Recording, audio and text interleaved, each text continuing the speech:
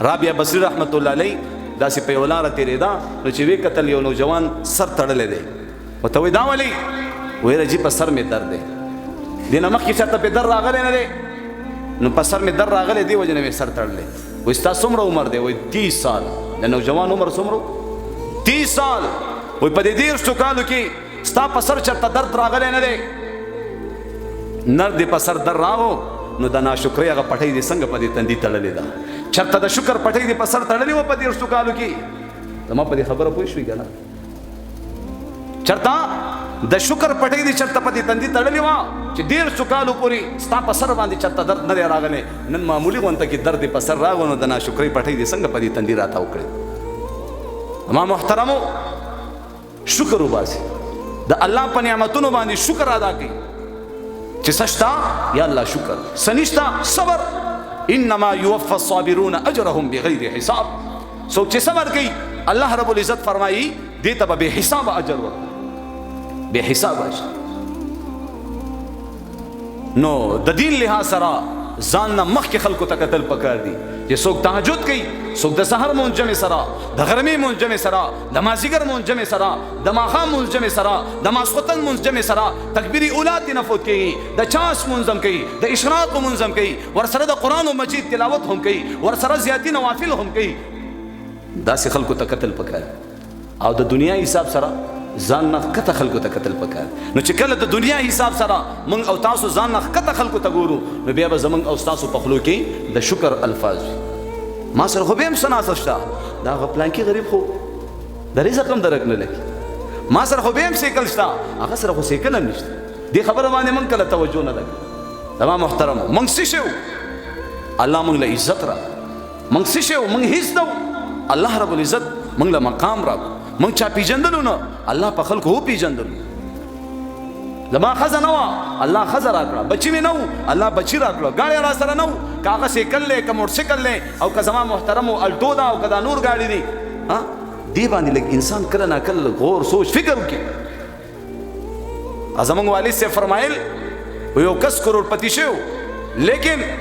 هغه به د چولو کاروبار کولو نو د چولو په کاروبار کې الله رب العزت دومره هغه مخکې بوتلو چې زما محترم لوی لوی محلات کروڑپتی و خو لیکن بیا به هم چولې خرڅولې چا ورته ویلې دا ولې وایي د دې چولو په برکت باندې الله زه دې مقام ته را رسولې د دې چولو په برکت د دې چولو په برکت دغه چولې به ما خرڅولې نو موږ او تاسو ته چې عزت میلاو دی موږ او تاسو ویلې دا کلمه لا اله الا الله محمد رسول الله اما محترم اوس ایمان والا او کافر دا چرته برابر کېدی شي ایمان والا دا سونه ده هیره ده ایمان والا که هر څومره ګناهګار فاسق فاجر او زما محترمو د الله نافرمانه شي لیکن یو ورځ به د جهنم د اور نه الله وباسي او جنت ته به ځي لیکن کافر هغې سره الله رب العزت جنت ته د تلو وعده نشته وایي چې چا ایمان راوړی مسلمان دی د پسې د جنت انتقال شوی نو ټول وایي الحمدلله مسلمانان الحمدلله دغه ځواني وګوره ستانه مضبوط ځوانان هغه نن سپینګیري شوله ستانه ښایسته ښایسته نوجوانان هغه سپینګیرو شو مخکې ګونجې راغه د دې زنانو ښایستونه لاړه زما محترمو هغه ورځ یو بینک کې ناست یو بوډۍ زنانه ډېره ضعیفه او کمزوري نو چې مې داسې ورته وکتل مې الله دا د انسان اخري انجام وګور هغه بینک منیجر ته بار بار وایي ما کور ته ورسوئ او که چېرته مړه ومه خو به تاسو به هم رانه خلاص شئ بس وګوره مې دا اوس د خپل مرګ په انتظار کې موږ او تاسو ته پته دا ده چې د مرګ ژوند هیڅ پته نه لګي الله رسول صلی الله علیه وسلم با کله حاجت پوره کو او زما محترم اوس معمولی فاصله کې به اوبه هم موجود وي لیکن الله رسول به فورا تیمم وکړو صحابه عرض کړي یا رسول الله اوبه خو موجود دي تاسو تیمم کوئ نو الله رسول فرمایي وای ما سره به ژوند دومره وفا ونه کړي ما سره به ژوند دومره وفا ونه کړي چې د اوبو پورې به ورسم که وبه نه رسم د اوبو پورې به ورسم که وبه نه رسم او موږ او تاسو څومره لوی لوی امیدونه څومره زما محترمو په دې دنیا کې هم دا پنجې خښې کړي دي بلکل موږ او تاسو نه مرګ هیر موږ بمرو دی الله طرف ته واپس کیږو انا لله